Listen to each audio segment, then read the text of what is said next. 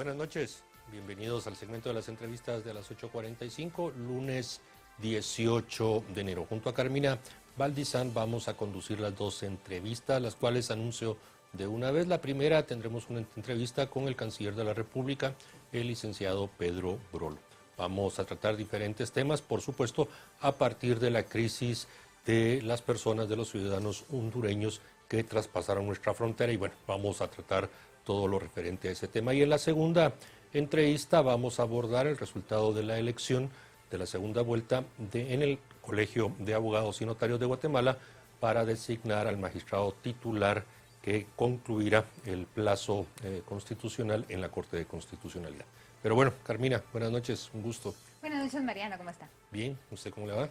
Bien, aquí la verdad que una semana que empezó fuerte nuevamente. Efectivamente, empezó. Bueno, la verdad a veces uno ya no considera si es fin de semana, si es semana laboral. La verdad las noticias se precipitan, los hechos están ahí y bueno, esta semana hay muchos temas. Muchísimos temas y aquí los estaremos abordando. Así es. Bueno, para iniciar le quiero dar la bienvenida al canciller de la República, el licenciado Pedro Brolo. Señor canciller, buenas noches, bienvenido. Muy buenas noches, Mariano y Carmina, un gusto estar aquí con ustedes. Gracias, canciller. Bueno, lo anunciábamos en la introducción de las entrevistas de hoy. Quisiéramos que por favor nos actualizara sobre la situación de esta crisis que se ha dado a partir de la transgresión de nuestras fronteras por un número bastante voluminoso de ciudadanos hondureños, a los cuales, según las informaciones que tenemos, ya se han sumado ciudadanos salvadoreños. Por favor, canciller. Muchísimas gracias por esta oportunidad. Primero explicarles que nosotros hemos venido preparándonos desde el año pasado y en diciembre iniciamos a tener comunicaciones con los gobiernos de Honduras, con la Cancillería hondureña, con el gobierno de México, el gobierno de Estados Unidos y el gobierno de El Salvador, en medidas preparatorias de cara a la posibilidad de que existiera en el 15 de enero un flujo masivo de migrantes provenientes de Honduras. En este sentido, empezamos ese abordaje preparatorio donde organizamos las reuniones con todas las autoridades de gobierno involucradas en este proceso, acompañados también le hicimos la invitación desde un primer inicio a las agencias del Sistema de Naciones Unidas, en este caso de OIM, la Organización Internacional Migratoria, la Oficina del Alto Comisionado de Naciones Unidas para los Refugiados y UNICEF, para que nos acompañaran en un proceso para prepararnos de cara, como les decía, a esta caravana. Nosotros posteriormente, a inicios del año, el 8 de enero, realizamos reuniones de seguimiento preparatorias. Tuvimos también tuvimos unas reuniones con los gobiernos de Honduras, El Salvador y México en frontera en Honduras, específicamente en el Corinto, Omoa, Honduras, para poder hacer una declaración conjunta de compromisos, además en materia de responsabilidades que le iban de competencia de cada uno de los gobiernos para podernos enfrentar a las necesidades en este sentido de manera, en temas de derechos humanos, en la atención del flujo migratorio, en la atención también de cómo iban a ingresar para que cada uno de los gobiernos informara, principalmente Honduras, informara a sus ciudadanos cuáles son las restricciones o las obligaciones que deben seguir para poder pasar por nuestro territorio. En este sentido, tener un documento de identificación, un documento de viaje y presentar debidamente una prueba PCR para poder garantizar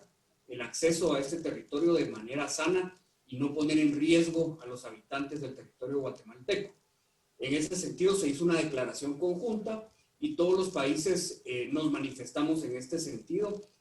Lo que vimos después fue que no se cumplió de parte del gobierno de Honduras con el compromiso que se habían comprometido ellos, valga la redundancia, para poder primero informar debidamente a sus ciudadanos que debían pasar con una prueba PCR y que además tenían que hacer un tránsito ordenado, regular y formal a través de nuestra migración. Entonces vimos cómo pues, se violentaron nuestras fronteras. De esta manera pues se violentó nuestra soberanía territorial sin podernos permitir tener esa documentación ordenada con PCR. Por lo tanto, se procedió a tener el protocolo y atender en el territorio nacional la detención de la caravana. Señor ministro, ustedes definitivamente alertaron con tiempo de que esta situación se iba a presentar y pidieron los requisitos.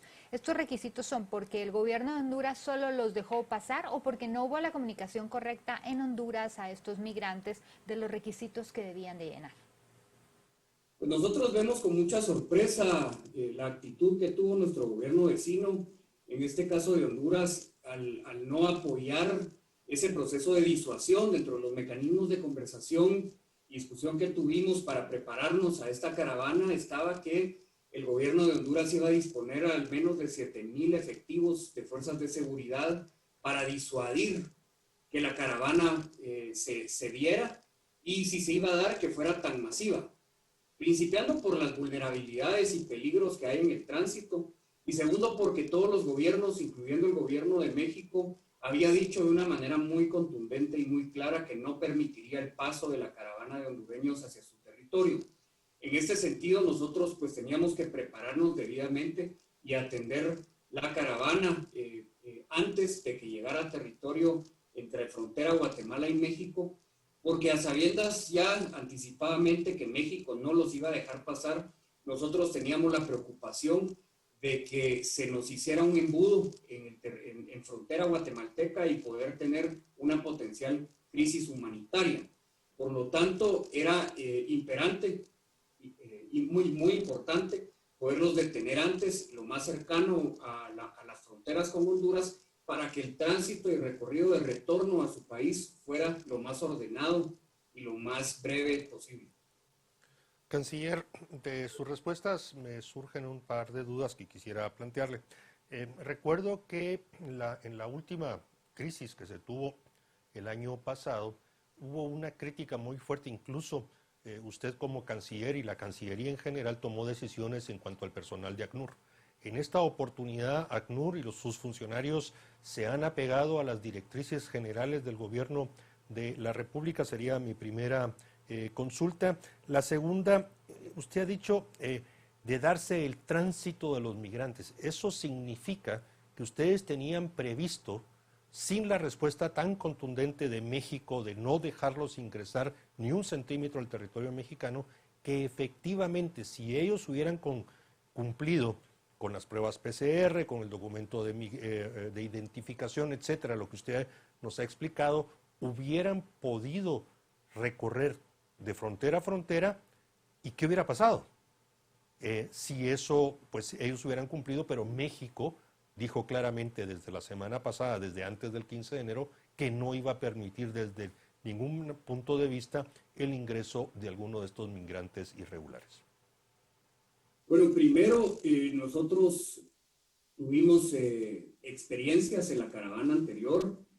Siempre hemos contado con el apoyo de OIM, UNICEF y ACNUR, y aprendimos también mucho de estas lecciones y experiencias que se han venido dando, pero todos lo debemos de materializar, y en este sentido nos adelantamos a poder conocer primero que cada una de las agencias del sistema de Naciones Unidas pudiera presentar a todas las autoridades guatemaltecas cuál es su marco de acción correspondiente, cuáles son sus responsabilidades de cada una de las agencias. Adicionalmente a eso se hizo también un listado de todo el personal de las agencias del sistema de Naciones Unidas para conocer quiénes y dónde estarían destacados, para poder tener una coordinación lo más eficiente y oportuna posible entre todos los actores. Hoy tuvimos, de hecho, otra reunión, una reunión de seguimiento con las mismas organizaciones y agencias del sistema de Naciones Unidas, donde también estuvieron varios representantes de las autoridades guatemaltecas y nos manifestaron su disposición de continuar apoyando, y han hecho expresiones de valoración muy positivas hacia cómo ha sido este mecanismo de preparación, organización y logística que se ha venido dando. Seguimos trabajando con las agencias y lo hemos hecho de una manera muy oportuna y con mucho tiempo de preparación. En cuanto al tema de la migración, nosotros no estamos opuestos a la migración ordenada, regular y segura. Nosotros en el marco del CA4 se establece que todo ciudadano que está dentro del marco de los países signatarios del CA4 puede cruzar la frontera entregando y presentando un documento de identificación personal, sea pasaporte, DPI o el que usen en su país. Y además, en base a los protocolos establecidos por el Ministerio de Salud, tanto en Guatemala como lo han hecho otros países, se ha establecido que deben presentar su prueba de PCR. Y esto para poder garantizar la seguridad sanitaria de los habitantes de nuestro territorio guatemalteco. En ese sentido, nosotros, de hecho, representantes y personeros del Instituto Guatemalteco Migratorio conversaron con algunos líderes de la caravana para motivarlos a que retornaran a su territorio e ingresaran de una manera regular, ordenada y segura, y con el cumplimiento de la prueba de PCR que nos pudiera garantizar que no íbamos a poner en riesgo. Principalmente lo que nos ocupa a nosotros es garantizar la seguridad y la salud de nuestros ciudadanos y los habitantes del territorio guatemalteco. Señor ministro, ¿qué ha dicho el gobierno de México de lo que está sucediendo en este momento?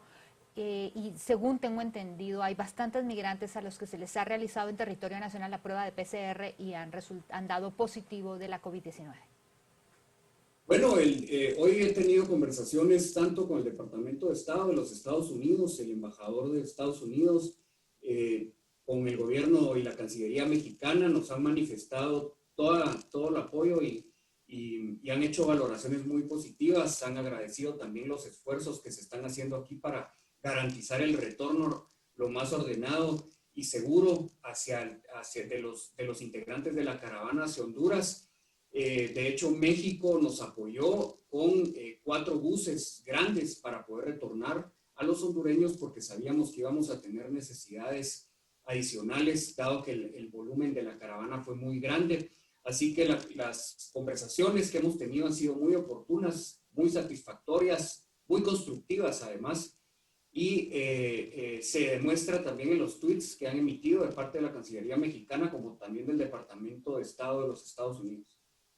Canciller, ya hemos señalado con contundencia la irresponsabilidad y el incumplimiento del gobierno de Honduras de los compromisos asumidos, de las declaratorias suscritas y de su inacción, pero lo decía también yo en la introducción, ya se han identificado alrededor, si me corrige por favor la cifra si la digo incorrecta, alrededor de 300 salvadoreños que han transgredido también nuestra frontera y que se han sumado a, digamos, las personas que lograron avanzar más en dirección a la frontera con México. ¿Cuál ha sido la posición de El Salvador, del gobierno de Bukele, en relación a esta situación que agrava aún más lo que hemos estado viviendo en las últimas horas?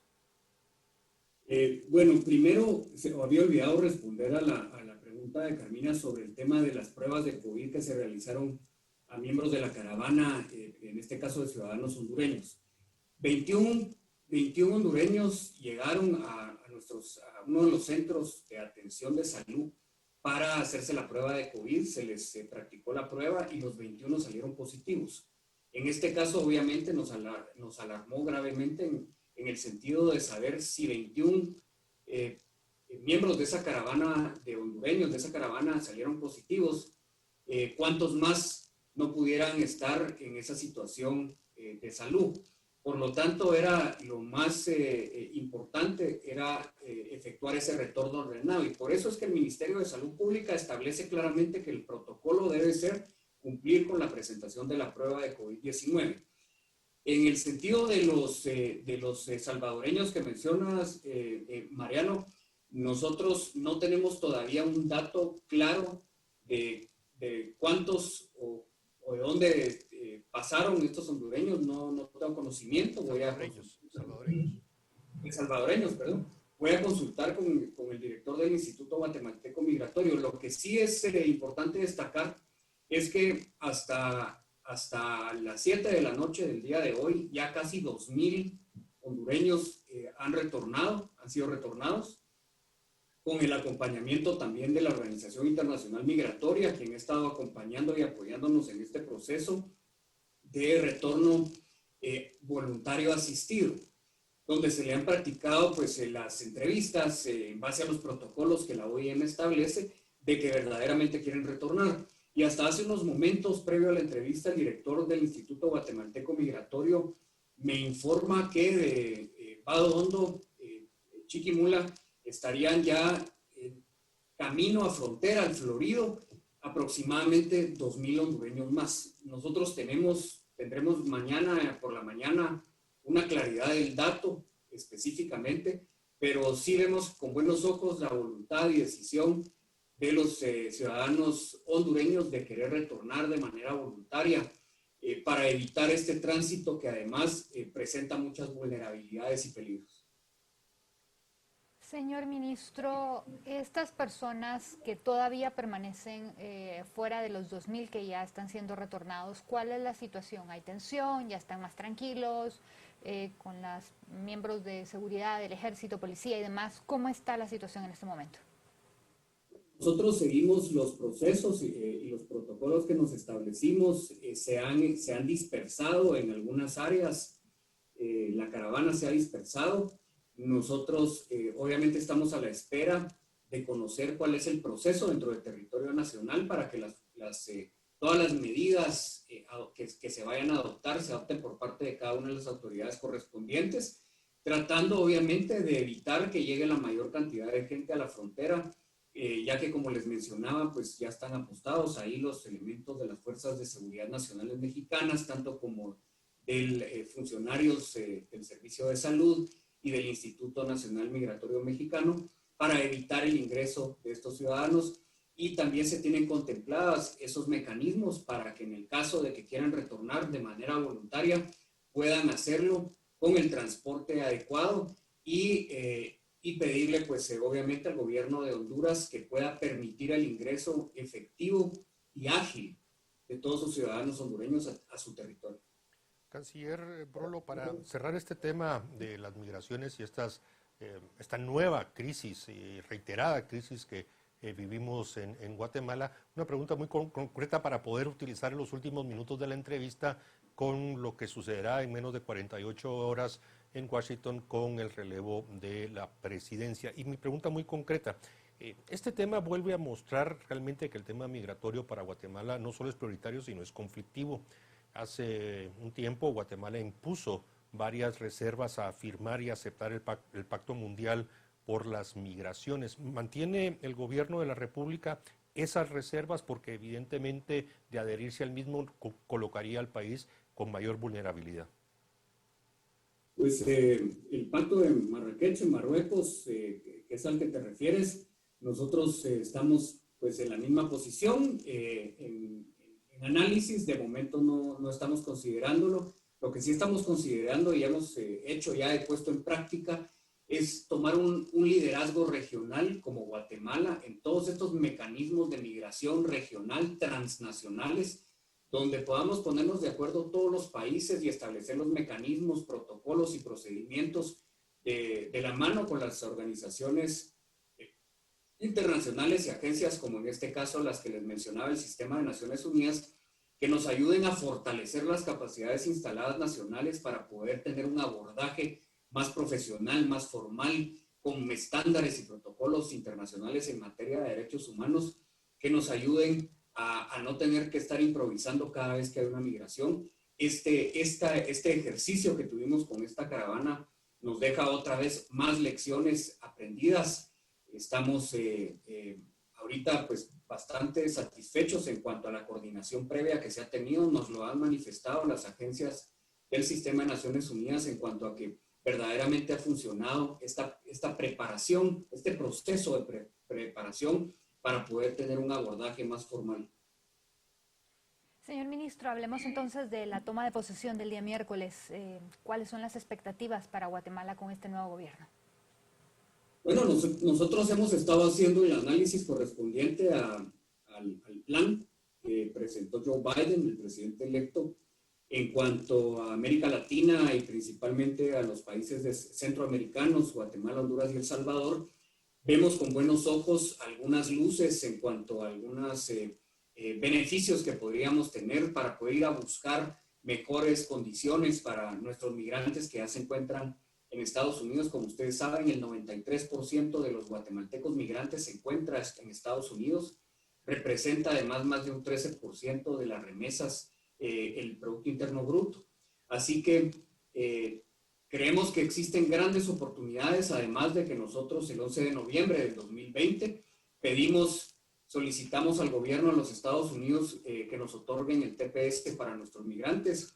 Este TPS es importantísimo para nosotros. Hemos manifestado en varias ocasiones que es uno de los mecanismos donde Estados Unidos puede cooperar y colaborar de una manera muy solidaria y fraternal con el pueblo guatemalteco, ya que los migrantes representan un apoyo significativo a sus familias, principalmente en departamentos, comunidades muy vulnerables. Así que nosotros estamos en un año donde nos enfrentamos con todos los retos hacia la reconstrucción del país derivado de los desastres naturales, pero también a la reactivación económica. Y parte de la reactivación económica supone un apoyo muy grande que Estados Unidos puede darnos en el otorgamiento de este estatus de protección temporal. Canciller Brolo, es sabido de que el gobierno saliente y el gobierno entrante no giraron invitaciones a los mandatarios y en este caso Guatemala será representada por nuestro embajador ante los Estados Unidos de América, Alfonso Quiñones. ¿Ha habido ya algún acercamiento por parte de nuestro embajador durante la transición con los funcionarios nominados o se está esperando un poco para poder hacer un acercamiento más directo? Y unida a esa pregunta, fue característico cuando Joe Biden era vicepresidente de los Estados Unidos que él insistió solo en hablar con todos los mandatarios de la región o los gobiernos, o por lo menos con los 3 del Triángulo Norte. ¿Esto se mantendrá o considera usted que sí va a haber un trabajo bilateral más directo debido a las particularidades de la relación Estados Unidos-Guatemala? Bueno, primero nosotros estamos haciendo todo, estamos teniendo todos los canales de comunicación con el Departamento de Estado. Como ustedes saben, es un departamento que es de carrera, donde todos los funcionarios pues se pueden pasar de gobierno a gobierno, y nos ha manifestado que el gobierno entrante va a tener comunicación hasta posteriormente a la toma de posesión el 20 de enero para garantizar ese proceso de transición ordenada y respetuosa que quieren hacer el gobierno del presidente electo Joe Biden. En ese sentido, nosotros vamos a mandar pues las notas de felicitación al presidente en su toma de posesión y estaremos también listos para poder iniciar un proceso. Lo que sí es que nos han llegado ya los mensajes de parte de algunos funcionarios de que el nuevo gobierno estaría interesado en hacer una visita pronto a Guatemala. Ven con muy buenos ojos la colaboración que ha tenido Guatemala y el abordaje que hemos tenido en el tema migratorio, la responsabilidad y preocupación con la que hemos abordado todo este tema de una manera muy seria. Así que digamos que esas valoraciones positivas en el tema de cómo nosotros queremos abordar el tema migratorio es un asunto sumamente importante para que podamos entrar en materia de una discusión en lo que viene, que es poder abordar de manera conjunta esa construcción de los muros de prosperidad para atacar decididamente el origen de la migración. Y nosotros lo hemos manifestado incluso desde antes de la toma de posesión, que la única forma de parar y frenar la migración en el largo plazo es a través de la construcción de muros de prosperidad, y eso no es nada más que generar desarrollo económico sostenible en las áreas donde principalmente hay más motivaciones e incentivos para migrar. Así que nosotros seguimos esa línea, la misma línea que hemos tenido. Tenemos un plan y una estrategia de país que nosotros queremos llevar a cabo y que estamos seguros que con el nuevo gobierno vamos a poder ir aterrizando todos esos grandes retos. Señor ministro, hay muchos rumores, fuertes rumores por las declaraciones del presidente Joe Biden, precisamente por esta comisión contra la impunidad que se piensa establecer en Centroamérica. ¿Tienen ustedes alguna opinión al respecto? Pues no tenemos todavía una opinión, ya que entendemos que fue algún comentario que se hizo, pero que no vamos a saber de manera concreta cuáles van a ser las ideas que tendrá el presidente electo Joe Biden en ese sentido. Sabemos que tienen un interés en frenar el tema migratorio, pero también en generar desarrollo y esos muros de prosperidad que nosotros queremos y hemos estado buscando.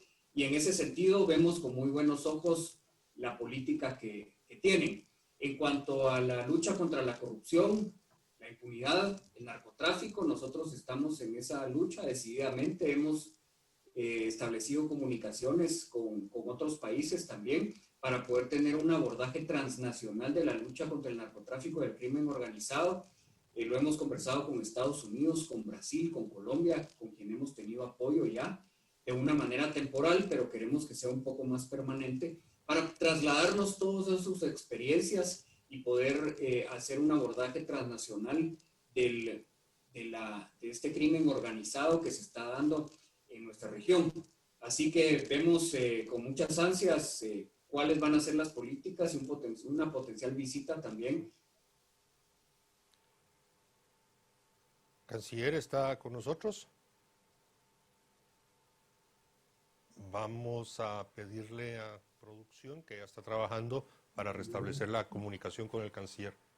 ¿Canciller Brolo está con nosotros?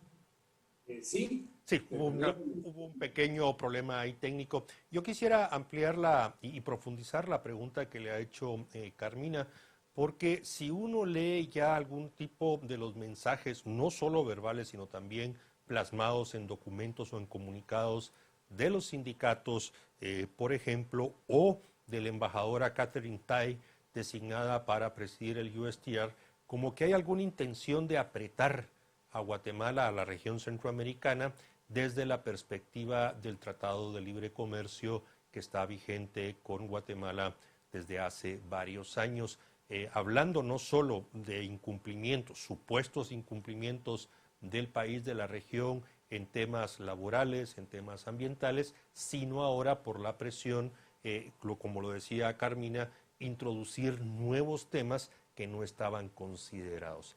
De darse esta situación, canciller Brolo, ¿cómo lo valorarían ustedes? Porque se estarían en alguna medida poniendo en riesgo unas reglas que han funcionado bastante bien, y las evaluaciones que se han hecho han sido que Guatemala y la región, hablemos primero de Guatemala, sí ha sido muy cumplidora en cuanto a la normativa derivada del Tratado de Libre Comercio. Pero ¿cómo lo valora usted?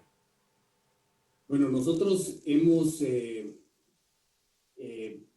hecho los mensajes adecuados al gobierno, bueno, los mensajes precisos al gobierno de los Estados Unidos, y lo haremos con el nuevo gobierno, en el sentido de que necesitamos que nos amplíen y nos den una mayor apertura para nuestras exportaciones hacia el territorio de los Estados Unidos. Hemos pedido también que nos liberen la regla de origen del hilo para que podamos nosotros tener un sector manufacturero muchísimo más competitivo y poder de esta manera generar mayor inversión. Vamos a conversar con ellos de cara a poder tener las mejores oportunidades y alternativas, beneficios también, que nos permitan ser un país competitivo con mayor capacidad productiva exportadora, pero también para la atracción de nuevas inversiones hacia nuestro país. Necesitamos enfocar la diplomacia comercial, como lo hemos hecho, de una manera muy agresiva, muy contundente, de manera que podamos nosotros, a través del Ministerio de Relaciones Exteriores, apoyar al Ministerio de Economía y al INGUAT para la generación de mayor comercio, inversión y turismo. En ese sentido, estamos trabajando muy de la mano con el Ministerio de Economía para que todas las iniciativas y estrategias del país se puedan materializar, no solamente con Estados Unidos, sino de Guatemala con el mundo. Vemos con muy buenos ojos que ya a través de nuestra red de consejeros comerciales hemos logrado ampliar nuestras exportaciones en el mundo, independientemente de que la pandemia y los desastres naturales nos hayan afectado en el 2020. Es importante destacar de manera satisfactoria que nuestras exportaciones únicamente cayeron menos 0.1%, o sea, es prácticamente nada lo que cayeron en relación a todos los desastres, pandemia y las caravanas que se terminan convirtiendo en un tipo de crisis social y política. Pero Guatemala sigue teniendo una fortaleza macroeconómica, un sistema bancario fortalecido y tenemos además una capacidad productiva agrícola muy fuerte que estamos también transformando para que podamos nosotros tener una oferta muchísimo más amplia y ser más agresivos en cuanto a poder colocar nuestros productos en el extranjero. Aprovecho igual para mencionar que hemos hecho lo mismo con el tema del programa de trabajadores temporales. Actualmente tenemos casi 10,000 trabajadores temporales. Bueno, en el 2020, perdón, se enviaron casi 10,000 trabajadores temporales a Canadá, a Estados Unidos, posterior a la firma de las visas de trabajo temporal agrícolas y no agrícolas, la H2A y la H2B. Se enviaron 3,805 guatemaltecos trabajadores temporales a Estados Unidos y a México 3,136. Estamos haciendo esfuerzos también con otros países, ya hemos tenido comunicación y hemos enviado las solicitudes para entrar en el decreto Flussi de Italia para poder tener un cupo con trabajadores temporales. Hemos tenido conversaciones con el Estado de Qatar en el Medio Oriente, donde es interesante porque nos han ofrecido entre 10 a 20,000 y estamos por concretarlo. Mañana tengo una reunión de seguimiento con el embajador concurrente en El Salvador y potencialmente una visita a Qatar para que esto se concrete. También con Israel, España y Alemania, además de otros países y con la Unión Europea. Estamos buscando los mecanismos también para generar alternativas de trabajo. Los guatemaltecos somos muy trabajadores y poder tener una migración regular, ordenada, segura y además planificada que permita a los guatemaltecos que si en el momento de la construcción del desarrollo económico no hay trabajo, pues por lo menos que tengan acceso a trabajos en el extranjero y puedan seguir apoyando con esas remesas a sus familias, pero con unas remesas que provienen de un trabajo, además del programa de trabajadores temporales que permite que sea ordenada, segura y regular. Señor ministro, es muy interesante estas negociaciones que se están haciendo para los guatemaltecos. ¿Qué tipo de perfil se está pidiendo, por ejemplo, en Qatar, en Italia, en estos nuevos mercados laborales que se están abriendo para guatemaltecos? Bueno, en el caso de que nosotros logremos finalmente concretar y firmar los acuerdos, que estamos en espera de eso, que con Alemania sí ya se hizo. Por ejemplo, en Alemania el perfil es de el servicio de enfermería. Están buscando personas que puedan ayudar principalmente a las personas de la tercera edad en sus cuidados. En el caso de Qatar, nos manifestaron interés no solamente en el sector agrícola, que para ellos sería sumamente importante, sino que también en el sector de la construcción. En el caso de Canadá, nosotros ampliamos nuestra red consular en Canadá y ya aperturamos el consulado en Montreal con el objetivo de poder buscar nuevo sector en Montreal con las empresas y el sector privado para poder posicionar más trabajadores guatemaltecos. Actualmente están llegando al año entre 10 y 11,000 trabajadores guatemaltecos a Canadá, pero después de varias conversaciones que tuvimos con el canciller de Canadá, logramos que eso se ampliara y estamos esperando llegar a 30,000. Si nosotros podemos lograr eso con otros países, podemos tener un mercado sumamente interesante y además un beneficio palpable, real y práctico para todos los guatemaltecos. Interesante lo que nos comenta, canciller. En particular, en un momento, hablando de Qatar, por ejemplo, en un momento de una distensión que se inició a inicios del año, después de que sus vecinos pues restablecieran las comunicaciones y eso sí abre y multiplica las oportunidades. Nos estamos acercando al final de esta entrevista, canciller. Le cedemos a usted la palabra por algún tema que usted quisiera abordar y dirigirse a la audiencia de Canal Antigua. Bueno, muchísimas gracias por esta oportunidad. Este es un año en el que tenemos que superar toda la crisis que tuvimos en el 2020, un año sumamente complicado, conflictivo en cuanto a la pandemia, las caravanas, los desastres naturales. Tenemos muchos retos, pero Guatemala sigue estando a flote y sabemos que este 2021 es la oportunidad más grande que tenemos para generar la reconstrucción y la reactivación económica. Además, en materia de relaciones internacionales, hemos ampliado nuestra cobertura, nuestras relaciones con el mundo son muy positivas.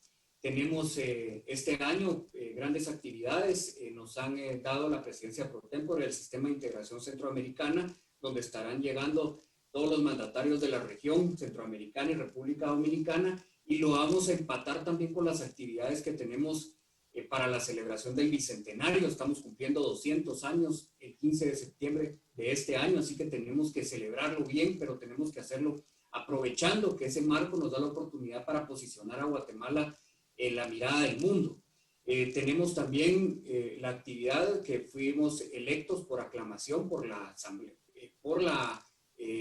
los países miembros de la Organización de Estados Americanos, para que se celebre este año, en el segundo semestre posiblemente, la Asamblea General de la Organización de Estados Americanos, donde estarán llegando aproximadamente más de 30 o 33 cancilleres con sus respectivas delegaciones, y queremos aprovechar esto también para poder hacer un mensaje al mundo de quiénes somos, dónde estamos, y que queremos que vengan a Guatemala para poder potenciar el turismo y generar la atracción de un mercado interesante en cuanto a inversión y colocar nuestros productos en el extranjero. Así que estamos con todo el deseo, empezando el año con mucha energía, esperando poder lograr alcanzar esas metas que nos propusimos, llegando al más alto nivel en lo que podemos en cuanto a desarrollo económico se refiere. Gracias, canciller. Bueno, una agenda muy amplia. Seguramente lo volveremos a invitar a estar con nosotros próximamente. Muy amable. Buenas noches. Gracias, señor ministro. Buenas noches. Bien, a ustedes los invitamos para que nos acompañe junto a Carmina Valdizán después del receso, de este receso comercial, para tratar el tema del resultado de la elección que se ha dado en el Colegio de Abogados y Notarios para designar al magistrado titular que complementará el periodo constitucional en la Corte de Constitucionalidad. Los esperamos.